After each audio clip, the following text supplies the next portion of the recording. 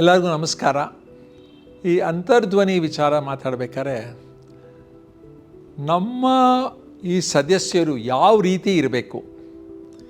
ಈಗಿನ ಕಾಲದಲ್ಲಿ ಅಂತೀವಿ ನಾವು, ಕಾಲ ಕೆಟ್ಟೋಗಿದೆ, ಜನಕ್ಕೆ ಭಾಳ ದುಡ್ಡು ಅನ್ನೋದು ಬಂದಿದೆ, ಸತ್ಯ ಇಲ್ಲ. ಹಿಂದೆ ರಾಮರಾಜ್ಯ ಅಂತಿತ್ತು. ರಾಮರಾಜ್ಯ ಅಂದ್ರೇನು? ಯಾರೂ ಸುಳ್ಳು ಹೇಳ್ತಿರ್ಲಿಲ್ಲ. ಯಾರು ಬೇಕಾದ್ರೂ ಯಾವ ವಿಚಾರ ಬೇಕಾದ್ರೂ ಮಾತಾಡ್ಬೋದಾಗಿತ್ತು. ಆ ಥರ ಇವಾಗ ಯಾಕಿಲ್ಲ? ನಾವು ಎಷ್ಟು ದೊಡ್ಡ ಕಲ್ಚರ್, ಎಷ್ಟು ನಮ್ಮಲ್ಲಿ ಕಲ್ತ್ಕೊಂಡು ಬಂದಿದ್ದೀವಿ. ರಾಮಾಯಣ, ಮಹಾಭಾರತ, ಯುಗಗಳಲ್ಲಿ ಎಷ್ಟು ಕಲ್ತ್ಕೊಂಡು ಬಂದಿದ್ದೀವಿ. ನಿಜವಾಗ್ಲೂ ಆ ಥರ ನಡೆಸ್ಕೊಂಡು ಹೋಗ್ತಾ ಇದ್ದೀವ? ಭ್ರಷ್ಟಾಚಾರ ಯಾಕೆ ಬಂದಿದೆ?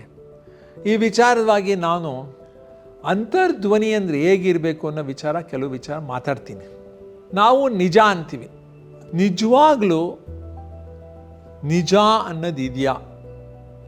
ಈ ವಿಚಾರವಾಗಿ ಕೆಲವು ಚರ್ಚೆ ಮಾಡಬೇಕು. ಒಂದು, ದೇರ್ ಈಸ್ ಇಂಗ್ಲೀಷ್ನಲ್ಲಿ ಅಂತೀವಿ ಪರ್ಸೆಪ್ಷನ್. ಅವ್ರು ನಂದಿದ್ದು ನಿಜ ಇರ್ಬೋದು, ನಿಜ ಇಲ್ಲದೇ ಇರ್ಬೋದು. ಇವಾಗ ನೋಡಿ, 9 ಜನ ಅವ್ರಿಗೆ ಕಣ್ಣು ಕಾಣಿಸಲ್ಲ. ಅವ್ರ ಮುಂದೆ ಒಂದು ಆನೆ ತಂದು ನಿಲ್ಲಿಸ್ತೀವಿ. ಏನು ತಂದು ನಿಲ್ಲಿಸ್ತೀವಿ? ಆನೆ. ಒಬ್ಬರೋಗಿ ಆನೆ ಕಾಲು ಮುಟ್ತಾರೆ. ಇದು ಕಂಬಗಳಂತಿದೆ ಅಂತ ಹೇಳ್ತಾರೆ. ಏನಂತಾರೆ? ಕಂಬ. ಒಬ್ಬರು ಹೊಟ್ಟೆ ಮುಟ್ತಾರೆ, ಇದು ಗೋಡೆ ಅಂತಾರೆ. ಒಬ್ಬರು ಅದರ ಬಾಲ ಮುಟ್ಟಿ ಇದು ಒಂದು ಹಗ್ಗ ಅಂತಾರೆ. ಒಬ್ಬರು ಅದರ ಸೊಂಡ್ಲು ಮುಟ್ಟಿ ಇದೊಂದು ಹಾವು ಅಂತಾರೆ. ಯಾರಾದರೂ ತಪ್ಪು ಹೇಳಿದಾರ ಇದರಲ್ಲಿ? ಎಲ್ಲರೂ ನಿಜ ಹೇಳಿದ್ದಾರೆ. ಅವ್ರವ್ರು ಮುಟ್ಟಿದ ಪ್ರಕಾರ ಹೇಳಿದ್ದಾರೆ. ಯಾರೂ ಆನೆ ಅಂತ ಹೇಳಲಿಲ್ಲ. ಏನು ಅಂದರೆ, there is nothing like absolute truth. ಅರೆ, ನಿಜವಾದ ನಿಜ ಅನ್ನೋದು ಇಲ್ಲ.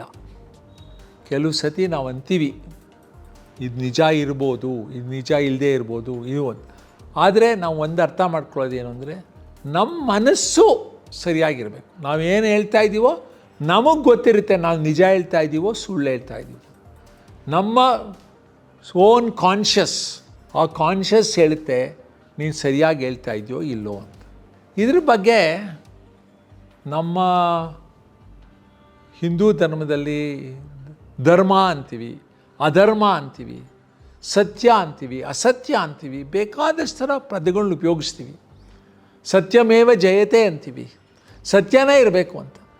ಅರೆ, ನೀವೇ ಯೋಚನೆ ಮಾಡಿದ್ರೆ ನಮ್ಮ ಜೀವನದಲ್ಲಿ ನಾವೆಲ್ಲರೂ ಸುಳ್ಳು ಹೇಳಿರ್ತೀವಿ. ಅರೆ, ಸುಳ್ಳನ್ನು ಹೇಳಿದನ್ನು ತಿದ್ಕೊಳ್ಳೋಕ್ಕೂ ಹೋಗಲ್ಲ. ಕೆಲವು ಸತಿ ದುಡ್ಡು ಮಾಡೋಕ್ಕೋಸ್ಕರ ಸುಳ್ಳು ಹೇಳ್ತೀವಿ. ಕೆಲವು ಸತಿ ನಮ್ಮ ಕೆಲಸ ಆಗಲಿ ಅಂತ ಸುಳ್ಳು ಹೇಳ್ತೀವಿ. ಕೆಲವು ಸತಿ ನಮಗೆ ಭಯದಿಂದ ಸುಳ್ಳು ಹೇಳ್ತೀವಿ. ಕೆಲವು ಸತಿ ಮಕ್ಕಳು ನಮ್ಮ ಅಪ್ಪ ಅಮ್ಮ ಏನೋ ಬೈತಾರ ಅಂತ ಸುಳ್ಳು ಹೇಳ್ತಾರೆ. ಆಮೇಲೆ ದೊಡ್ಡವರು ಅವರು ಎಲ್ಲೋ ಕೆಲ್ಸಕ್ಕೆ ಹೋಗ್ತಾ ಇರ್ತಾರೆ, ಕೆಲಸದಲ್ಲಿ ಏನೋ ಇದು ಮಾಡಿ ಯಾಕೆ ಮಾಡಿದೆ ಸುಳ್ಳು ಹೇಳ್ತಾರೆ. ಈ ಥರ ನಿಜವಾಗ್ಲೂ ಹೇಳೋ ನೆಸೆಸಿಟಿ ಇದೆಯಾ? ಖಂಡಿತ ಇಲ್ಲ. ನಮಗೆ ಆತ್ಮವಿಶ್ವಾಸ ಇದ್ದರೆ, ನಮ್ಮಲ್ಲೇ ನಂಬಿಕೆ ಇದ್ದರೆ ಸುಳ್ಳು ಹೇಳ್ಬೇಕಾಗಿಲ್ಲ. ಎಂಥ ಕಷ್ಟನೇ ಬರಲಿ ಸುಳ್ಳು ಹೇಳ್ಬೇಕಾಗಿಲ್ಲ. ಇದರಲ್ಲಿ ನಾನು ಗುಂಡಲ್ಪೇಟೆ ಮಕ್ಕಳ ಜೊತೆ ಮಾತಾಡಬೇಕಾದ್ರೆ ನಮ್ಮಲ್ಲಿ ಬಹಳ ಅಮೂಲ್ಯವಾದ ಕಥೆಗಳಿದೆ. ನಿಜಾನೋ ಸುಳ್ಳ ಬೇರೆ, ಆದರೆ ಕಥೆಗಳಿದೆ, ವ್ಯಕ್ತಿಗಳಿದ್ದಾರೆ. ಅದರಲ್ಲಿ ಒಬ್ಬರು ಏನು ಅಂದರೆ ಸತ್ಯ ಹರಿಶ್ಚಂದ್ರ. ಇದ್ರ ಬಗ್ಗೆ ಕೇಳಿದೆ ನಾನು. ನಿಮಗೆಲ್ಲರಿಗೂ ಗೊತ್ತೇನಪ್ಪ ಸತ್ಯ ಹರಿಶ್ಚಂದ್ರ ಅಂತ? ನನಗೆ ಭಾಳ ಶಾಕ್, ಅಂದರೆ ಆಶ್ಚರ್ಯ ಆಯಿತು. ಅಂದರೆ ಯಾರೂ ಕೈ ಎತ್ತಲಿಲ್ಲ. ಗುಂಡಲ್ಪೇಟೆ ಇರೋ ಮಕ್ಕಳು 100 ಜನದಲ್ಲಿ ಯಾರೂ ಕೈ ಎತ್ತಲಿಲ್ಲ. ನನಗೆ ಅಷ್ಟೇ ಹರಿಶ್ಚಂದ್ರ ಕತೆ ಗೊತ್ತು. ಕಾಲ ನಿಜವಾಗ್ಲೂ ಚೇಂಜ್ ಆಗಿದೆ. ನಾವೆಲ್ಲ ಓದಬೇಕಾದ್ರೆ ನಮ್ಮ ಮಿಡ್ಲ್ ಸ್ಕೂಲ್, ಹೈಸ್ಕೂಲ್ನಲ್ಲಿ ಸತ್ಯ ಹರಿಶ್ಚಂದ್ರನ ಕತೆ ಓದ್ತಿದ್ವಿ, ಎಷ್ಟೋ ತಿಳ್ಕೊತಿದ್ವಿ. ಅವ್ರ ಥರ ನಡಿಬೇಕು. ಅದಕ್ಕೆ ಇವಾಗ ಒಂದು 2 ನಿಮಿಷದಲ್ಲಿ ಒಂದು ಕತೆ ಹೇಳ್ತೀನಿ.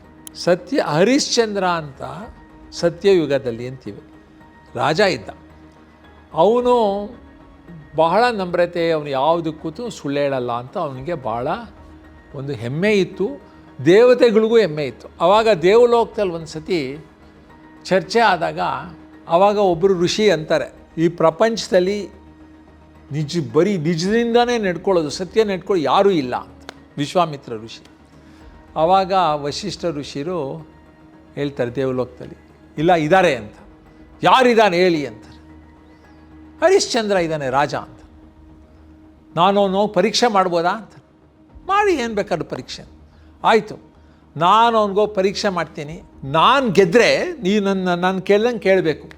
ನಾನು ಸೋತ್ರೆ ವಿಶ್ವಾಮಿತ್ರ, ನಾನು ಸೋತ್ರೆ ನನ್ನ ಇರೋ ಶಕ್ತಿ ಎಲ್ಲನೂ ಹರಿಶ್ಚಂದ್ರನ ಕೊಟ್ಬಿಡ್ತೀನಿ, ನನ್ನಲ್ಲಿ ಇರೋದೆಲ್ಲನೂ ಅವನಿಗೆ ದಾನ ಮಾಡಿಬಿಡ್ತೀನಿ ನನ್ನ ಋಷಿತ್ತು.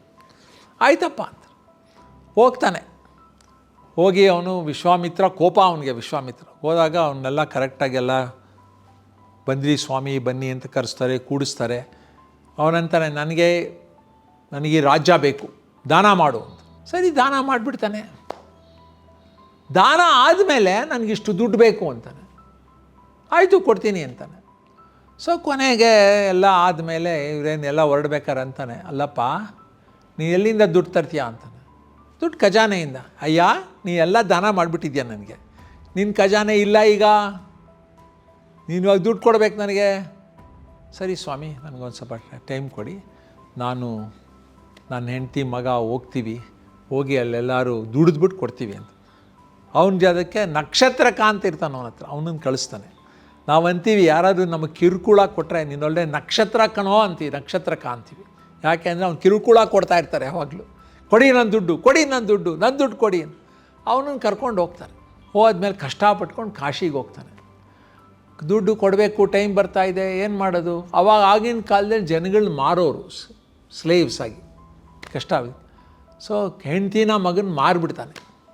ಕಷ್ಟಪಟ್ಟು ಒಂದು ಸ್ಮಶಾನದಲ್ಲಿ ಕೆಲಸ ಮಾಡ್ತಾನೆ.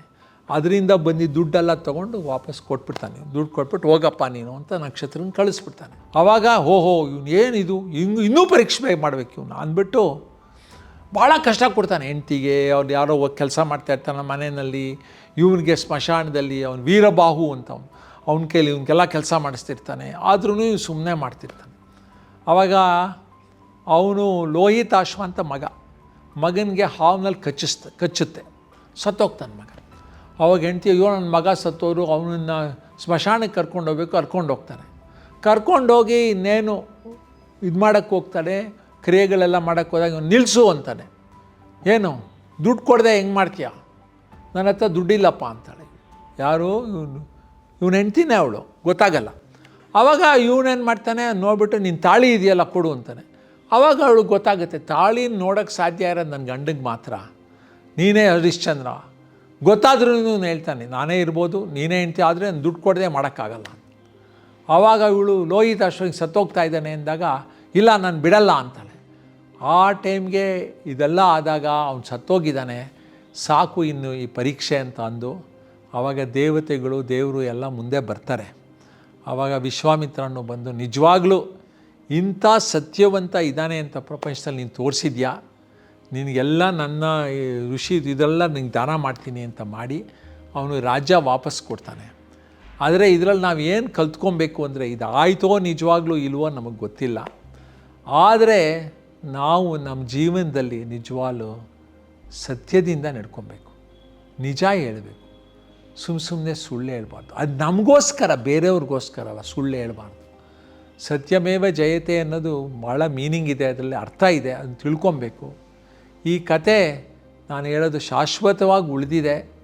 ಈ ಕತೆನಲ್ಲಿ ಮಾಡೋದನ್ನೆಲ್ಲ ಮಾಡೋಕ್ಕಾಗುತ್ತೋ ಇಲ್ಲೋ, ಆದರೆ ನಾವು ಕಲಿಬೇಕು.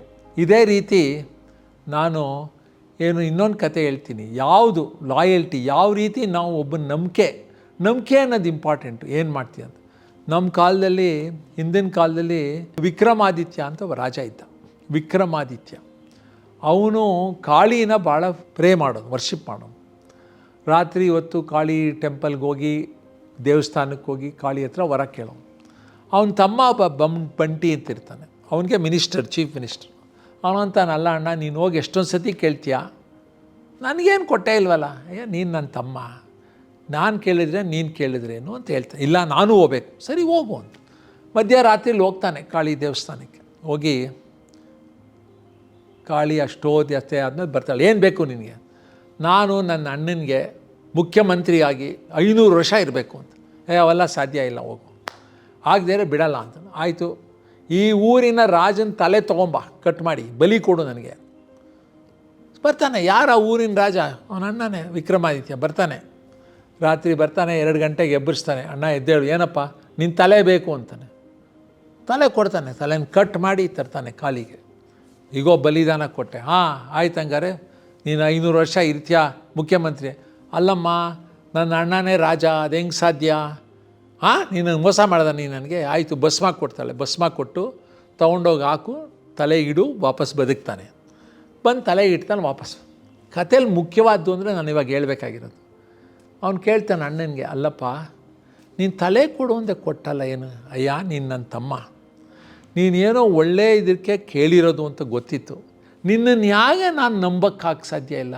ಕೇಳಿದ್ರೆ ನಾನೇನೋ ಡೌಟು ನಿನ್ನಲ್ಲಿ ಅಂತ. ಆ ಥರ ಅದಕ್ಕೋಸ್ಕರ ನೀನೇನು ಕೇಳಿದೋ ಅದನ್ನು ಕೊಟ್ಟೆ, ಒಳ್ಳೆ ಕಾರ್ಯ ಅಂತ ಗೊತ್ತಿತ್ತು ನನಗೆ, ನೀವು ಒಳ್ಳೆ ಉದ್ದೇಶದಿಂದನೇ ನನ್ನ ತಲೆ ಆ ಥರ ಅದಕ್ಕಂತೀವಿ ಅಲ್ಟಿಮೇಟ್ ಲಾಯಲ್ಟಿ. ಏನು ನಂಬಕಷ್ಟ ಇರಬೇಕು. ಅಲ್ಲ ಇರೋಕ್ಕೆ ಸಾಧ್ಯ ಇಲ್ಲ ಅಷ್ಟೊಂದು, ಆದರೆ ನಾವು ಪ್ರಯತ್ನ ಮಾಡಬೇಕು. ನಾನು ಈ ಅಂತರ್ಧ್ವನಿ ಮೂಮೆಂಟ್ನಲ್ಲಿ ನೀವೆಲ್ಲರಿಗೂ ಈ ಥರ ವಿಚಾರಗಳು ಮಾಹಿತಿ ಬರಬೇಕು ನಿಮಗೆ. ಈ ಥರ ಬೇಕಾದಷ್ಟು ಕಥೆಗಳಿದೆ, ಮುಂದೆ ಹೇಳ್ತೀನಿ. ಕರ್ಣನ ಕತೆ, ಧರ್ಮರಾಯ ಅಂದ್ರೇನು, ಧರ್ಮ ಅಂದ್ರೇನು, ರಾಮ ರಾಜ್ಯ ಅಂದ್ರೇನು, ಈ ಕಥೆಗಳನ್ನೆಲ್ಲ ಹೇಳಿ ನಾವು ಅದನ್ನು ನಮ್ಮಲ್ಲಿ ಒಳಗಡೆ ಇಟ್ಕೊಂಡು ಆ ರೀತಿ ನಾವು ಇರೋಕ್ಕೆ ಸಾಧ್ಯನಾ? ನಿಜವಾಗ್ಲೂ ಧರ್ಮರಾಯ ಇದನ್ನೋ ಇಲ್ವೋ ಗೊತ್ತಿಲ್ಲ, ಧರ್ಮ ಅವನೂ ಅಷ್ಟೇ ನಿಜ. ನಿಜವಾಗ್ಲೂ ಕರ್ಣ ಅವನು, ನಾನೇ ಏನೇ ಆಗಲಿ ಇವ್ರು ನನ್ನ ತಮ್ಮಂದಿರೇ ಇರ್ಬೋದು, ಆದರೆ ಉಪ್ಪು ತಿಂದ ಮಗೆ ಎರಡು ಬಗೆಬಾರ್ದು. ನನ್ನನ್ನು ನೋಡ್ಕೊಂಡಿದ್ದು ದುರ್ಯೋಧನ, ಅವನೇನಾದರೂ ಬಿಡಲ್ಲ ಅಂತ ನನ್ನ ಸೋದರರ ಮೇಲೆ ಯುದ್ಧ ಮಾಡ್ತೀನಿ ಅಂತ ಹೋಗ್ತಾನೆ. ರಾಜ್ಯತ್ವ ಕೊಟ್ಟರು ಬೇಡ ಅಂತಾನೆ.